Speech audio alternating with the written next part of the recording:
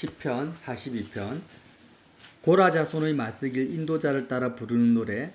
하나님이여, 사슴이 시냇물을 찾기에 갈급한 같이 내 영혼이 주를 찾기에 갈급하니이다. 내 영혼이 하나님 곧 살아계시는 하나님을 갈망하나니 내가 어느 때에 나아가서 하나님의 얼굴을 배울까? 사람들이 종일 내게 하는 말이 내 하나님이 어디 있느냐 하오니 내 눈물이 주야로 내 음식이 되었도다.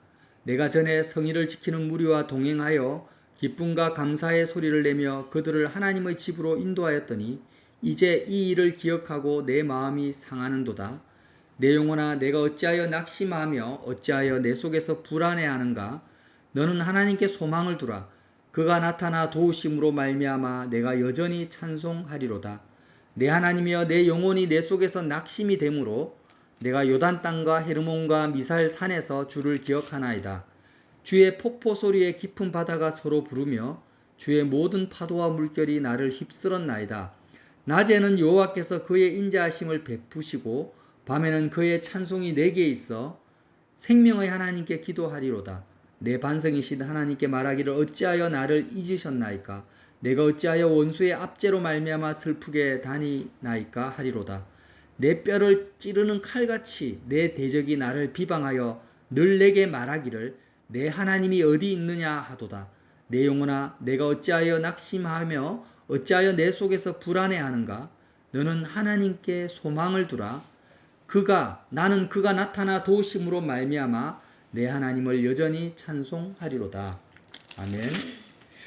여러분, 일반적인 사람들이 가장 싫어하는 단어 중에 하나가 낙심이라는 단어예요. 낙심. 낙심하는 것을 좋아할 사람이 어디 있겠습니까? 그러나 성경은 사람은 반드시 낙심해야 된다고 말해요.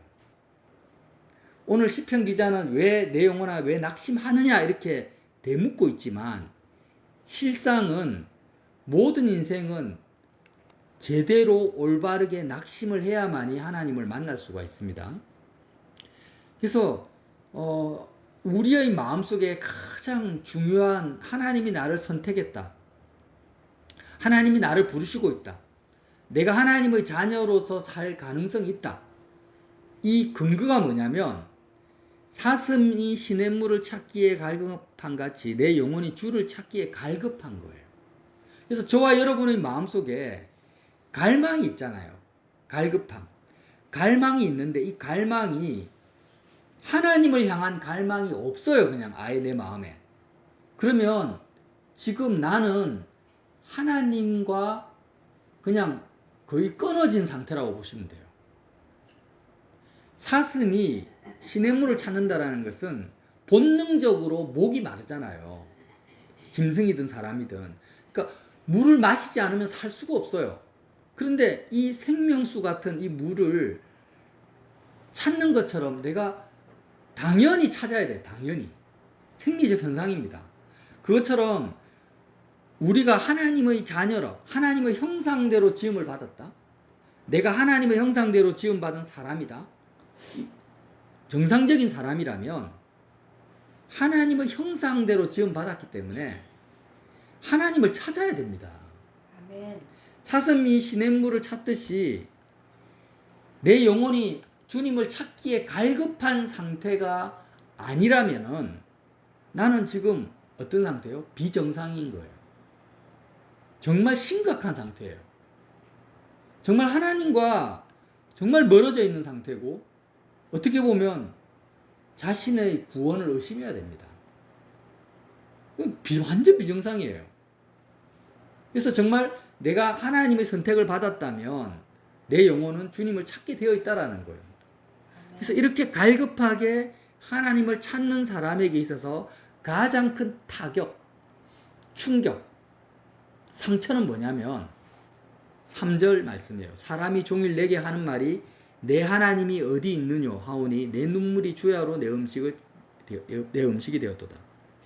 그러니까 저와 여러분이 이렇게 하나님을 찾는다라는 것은 이제 제대로 찾으면 어떻게 찾냐? 세상의 가치, 돈이나 명예나 건강이나 이런 세상의 부귀영화 이런 가치들을 십자가에서 팔아버리고 하나님을 나의 유일한 가치로 취하는 자들이 하나님을 찾는 거예요. 하나님을 제대로 찾는 거예요. 그래서 내가 내 마음이 어떤 세상의 부귀영화도 막 갈망하면서 하나님도 갈급하게 찾는다라는 것은 있을 수가 없어요. 이 동시에 되지 않습니다. 그러니까 세상을 이렇게 막 갈망하다가도 언제 하나님을 찾느냐? 세상을 갈망하는 것이 낙심될 때. 그죠? 사업을 하다가 막 승승장구하고 사업하는 게 너무 재밌고 돈 버는 것이 너무 재밌으면 그 사람은 하나님 찾을 수가 없어요. 부자는 하나님을 못 찾는다는 말이 아닙니다. 그 사람의 마음 상태를 말합니다. 사업이 안 돼도 마찬가지죠. 내가 돈을 못 벌고 있다. 가난하다 할지라도 내 마음속에 물질에 대한 갈급함이 가득 차 있는 상태에서는 여전히 하나님을 찾을 수가 없습니다. 아멘. 그래서 두 가지는 동시에 안 되는 거예요. 내가 하나님을 찾으려면 반드시 내 마음속에 어떤 단계가 있어야 되냐면 물질을 구하는 사람은 물질에 대해서 낙심이 돼야 돼요. 낙심이 된다라는 것은 마음이 떨어진다. 마음이 그 물질을 찾는 데 있어서 딱 부딪혀가지고 그 한계, 절망의 벽에 부딪히는 거예요. 아무리 내가 세상에서 성공하려고 해도 안 돼요. 계속 실패해요. 그래서 이제는 시도하고자 하는 마음 자체도 안 들어요. 심하면 우울증이 오죠. 그와 같은 내가 세상을 찾고자 하는 이 세상에 대한 갈급함이 절망 상태로, 낙심 상태로 끝나버려야지 비로소 우리는 어떻게 됩니까? 하나님을 향한 갈급함이 살아난다라는 거예요. 아멘. 그래서 하나님을 갈급하게 찾고자 하는 모든 사람의 공통점은 뭐냐면 세상 가치에 대한 낙심을 통과하는 거예요. 아멘. 낙심한다라는 것이 절대 여러분 나쁜 게 아니에요. 그게 부정적으로만 생각하면 안 돼요. 세상에 대해서는 반드시 어떻게 해야 돼요? 낙심해야 되는 거예요. 낙심해야 돼요. 근데 낙심하지 않고 꿈과 비전과 이 열정이 막 넘쳐 세상에 대한. 그러면 그 사람은 선택받은 자들이 아닙니다. 지금 세상적으로 잘 나가는 재벌들이나 영웅들을 한번 보세요. 얼마나 열정이 넘칩니까? 그들이 하나님을 찾습니까? 하나님을 경외합니까? 한 명도 그런 사람이 없습니다. 오히려 시편 기자들이나 다윗은요, 철저하게 세상에 대해서 낙심한 거예요. 여러분, 부모가 자녀에 대해서 낙심을 하지 않아요. 그러면 하나님 안 찾습니다. 젊은 사람도 마찬가지죠. 두 사람이 연애를 해. 연애를 하면은 두 사람이 서로에 대해서 진짜 사랑하려면은 어떻게 해야 돼요? 낙심을 해야 돼요. 기대치를 가지면 안 돼요. 이 사람에게 내가 10개를 주면은 한 가지는 나에게 되돌아오겠지. 이런 기대치를 가지고 그 사람과 교제를 하면은 반드시 결국에는 어떤 일이 벌어질까요? 낙심하게 돼요. 그러니까 빨리 그 낙심의 단계를 넘어서서 어떠한 기대치를 가지지 않고 오직 주기만 하는 거예요. 주기만 해. 내가 주기만 하는 그런 상태가 될 때 진짜 사랑이 된다는 거예요. 자, 그래서 오늘 이 시편 기자가 뭐라고 합니까? 사람들이 종일 내게 하는 말이 내 하나님이 어디 있느냐? 이 무슨 말이냐면 저와 여러분이 회사에 출근하거나 사회생활을 하면은 사람들이 끊임없이 너 하나님 어디 있어? 하나님 눈에 보이지도 않는데 하나님이 살아계셔? 네가 하나님 자녀야? 하나님이 너에게 떡을 주냐? 돈을 주냐? 이렇게 대놓고 이야기는 안 해요. 대놓고 이야기하는 사람 별로 없어. 그런데 내가 만나는 사람 자체가 어떤 사람들입니까? 하나님이 살아계시다라는 것을 안 믿어요. 하나님이 그냥 이론적으로는 믿을지 몰라도 실제로 하나님의 존재감 자체가 없어요. 우리가 만나는 사람들이 다 거의 100%. 그럼 하나님에 대한 눈에 보이지 하나님이 살아계시면 존재감이 없고 그 사람이 나를 대할 때 내 뒤에 계신 하나님을 보지 않습니다. 나를 주장하시는 하나님 보지 않아요. 오직 인간적인 육체의 나만 봐요. 그리고 육체의 나만 의식하면서 말하고 행동하는 모든 그 사람들의 언행 십사가 나에게 어떤 타격을 주냐면은 내 하나님이 어디 있느냐 이렇게 나에게 대시하는 거하고 똑같다라는 거예요. 아멘. 대놓고 네 하나님이 어디 있냐 이렇게 말은 안 해도 내가 상대하는 그 사람 자체가 하나님을 의식하지 않고 하나님의 존재감도 없는 상태에서 나에게 말하고 행동하기 때문에 그 사람의 은행 심사 전체가 나에게 어떤 타격을 주냐. 너 하나님 어디 있어? 하나님 살아계시지 않아. 하나님이 너를 버렸어. 이런 타격감으로 나에게 오는 거예요. 그러니까 이런 타격감이 시편 기자가 뭐라고 합니까? 한두 번도 아니에요. 종일 always 24시간 내가 만나는 사람 100이면 100 전부 다 네 하나님이 어딨냐, 하나님의 존재감이 없는 그런 사람들만 계속 만나는 거죠. 그러니까 어떻게 합니까? 내 눈물이 주야로 내 음식이 되었도다. 너무 시편 기자의 마음속에 마음이 힘든 거예요. 대놓고 나를 비방하지 않아도 그런 사람들만 만나고 그런 사회 속에서 그런 환경 속에서 계속 24시간을 살다 보니까 내 영혼이 너무나 지치고 힘들고 영혼이 눈물이 나는 거예요. 그래서 나도 거기에 동화가 돼버리는 거예요. 그냥 그렇잖아요. 예를 들어서 어떤 사람이 거짓말을 하는데 콩이 파치다 이렇게 하는데 처음에 들으면은요 무슨 소리해 이러지만 그거를 100번 듣고 1000번 들으면은 어떻게 됩니까? 아, 콩이 파치인가? 이런 생각이 드는 거예요. 예를 들어서 이제 처음에 중국이 우리나라에서 어떤 전략을 썼습니까? 김치가 중국 음식이다. 이런 말도 되지 않는 그런 말을 해요, 사람들이. 근데 중국 사람들도 알아요. 아, 김치는 한국 음식이다라는 거 알아. 세종대왕이 한글을 창제했다라는 것도 알아요. 다 알아. 한복이 한국의 고유 의상이라는 거 다 알죠. 알지만은 이제 중국 사람들의 마음에는 어떤 생각이 있냐면 한국 사람들은요 인구가 얼마입니까? 뭐 4,500만 명밖에 안 돼요. 중국은요 13억이 넘어요. 얼마인지 정확하게 모르겠지만 그러면 4,500만 명이 김치는 한국 거다라고 이야기하는 목소리하고 13억이 김치는 중국 거라고 말하는 목소리가 전 세계에 퍼져나가면 사람들이 누구 말을 듣겠어요? 당연히 13억의 목소리를 듣죠. 대부분. 그래서 그런 자신감 때문에 제가 추측하기에는 말도 되지 않는 말을 막 하는 거예요. 그냥 중화사상에 이끌려가지고. 제가 중국을 비판하는 건 아니에요. 일반적인 사람의 개념을 말합니다. 그렇게 막 하다 보면 그것이 처음에는 잘 안 받아들여져가도 13억이 1년, 10년, 100년을 이야기해 보세요. 나중에 어떻게 될까요? 진짜 김치가 중국게 돼버리는 거예요. 모두 그래 믿어버려요, 그냥. 그런 목적으로 했는데 잘 안 되는 거예요. 왜? 너무 K컬처가 세계적으로 히트를 치니까 13억의 목소리를 능가해 버리는 거예요. 이런 좀 일이 있었지만 핵심은 뭐예요?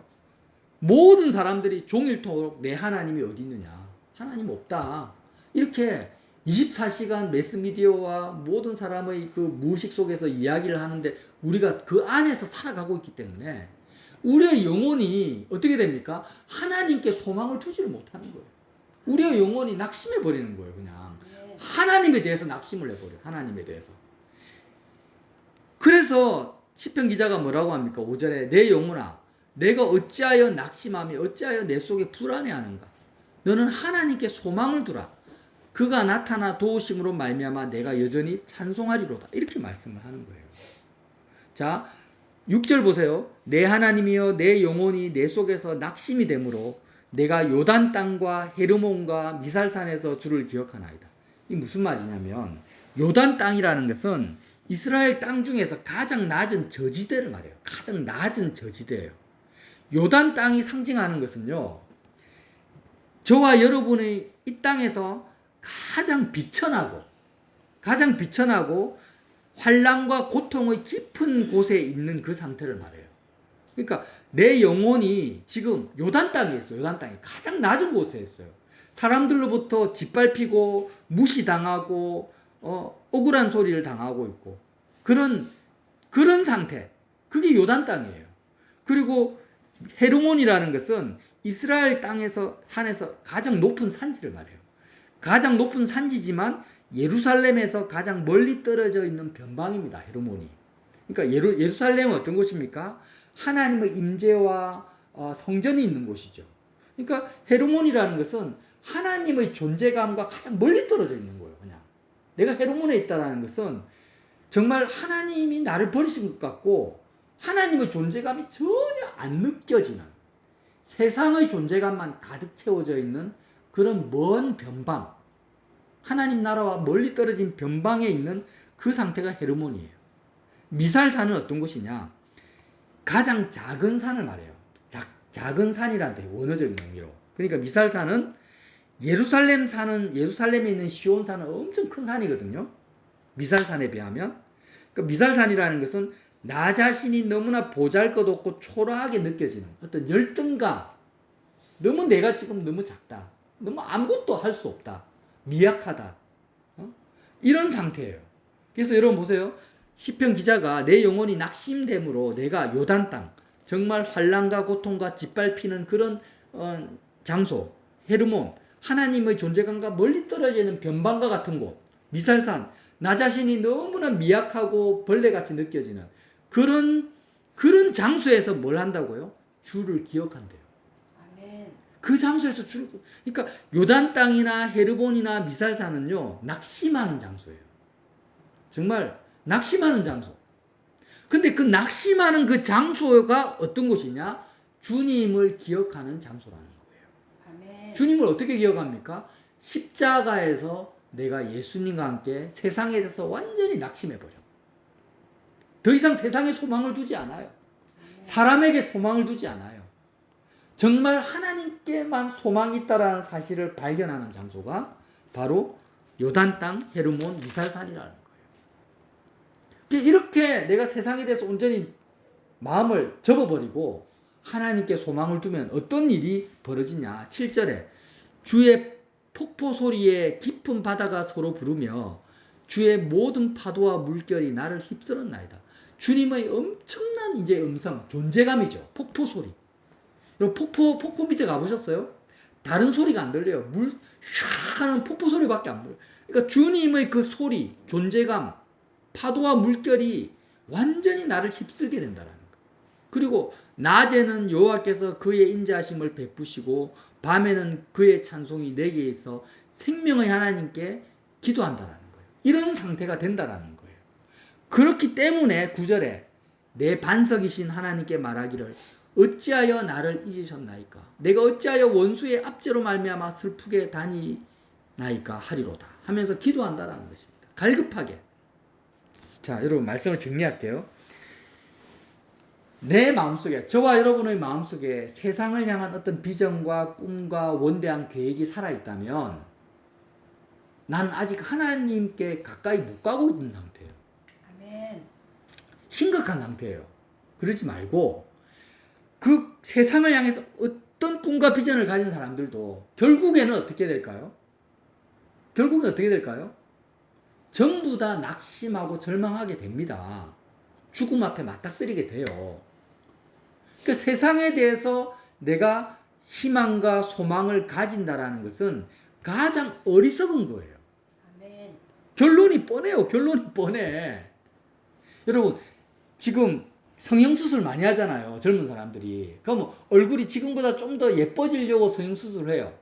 예뻐졌다고 쳐요. 그러면 그 아름다움이 계속 갈까요?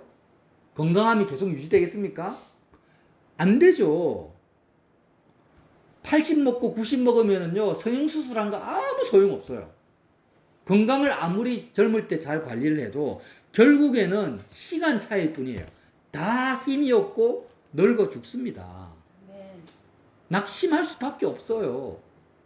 재산을 뭐 삼성의 이재용 회장 같이 쌓아놔도 그거 자기가 다 쓸 수 있어요? 죽음 앞에 서보세요. 맛있는 거 먹어도 맛을 못 느끼고 내가 어디 가고 싶어도 가지도 못해요. 그러니까 이 세상 어떠한 가치를 내가 가지겠다 희망을 품고 해도 결국 내가 도달해야 될 뻔한 자리, 누구든지 도달할 수밖에 없는 자리는 어떤 자리일까요? 절망과 낙심이에요. 당연한 거 아닙니까? 그렇기 때문에 성경은 뭐라고 합니까? 세상에 대해서는 빨리 낙심해라. 응? 이것저것 다 해보고 끝에 가서 낙심하지 말고 십자가 앞으로 딱 나와가지고 그냥 분초가 아깝다. 바로바로 낙심해버리라는 거예요. 그래서 어떤 예를 들면 사람과 친구하고 사귀어요. 그럼 그 남자친구든 뭐 여자친구든 동성이든 이성이든 상관없어요. 그럼 그 친구에 대해서 내가 기대감을 품죠. 보통. 그죠? 내가 이렇게 잘해주면은 그 사람도 나에게 이렇게 해줄 거야. 이런 기대감을 품고 다가가는데 내가 내 기대에 못 미쳐. 그러면 더 잘해주려고 해요. 더 잘해줬는데 조금 뭔가 피드백이 와요. 희망을 품어. 또 잘해줘. 또 뭐가 와요. 점점점 견고해져요. 그러다가 결정적일 때 내가 아무 위로를 못 얻어요. 그럼 또 낙심하게 되죠. 이런 쓸데없는 줄다리기를 하지 말라는 거예요. 아멘. 이런 쓸데없는 시간 낭비하지 말라는 거예요. 조금만 이렇게 타격이 오면은 바로 십자가로 가서 빨리 세상에 대한 희망과 기대치를 빨리 끊어버리세요.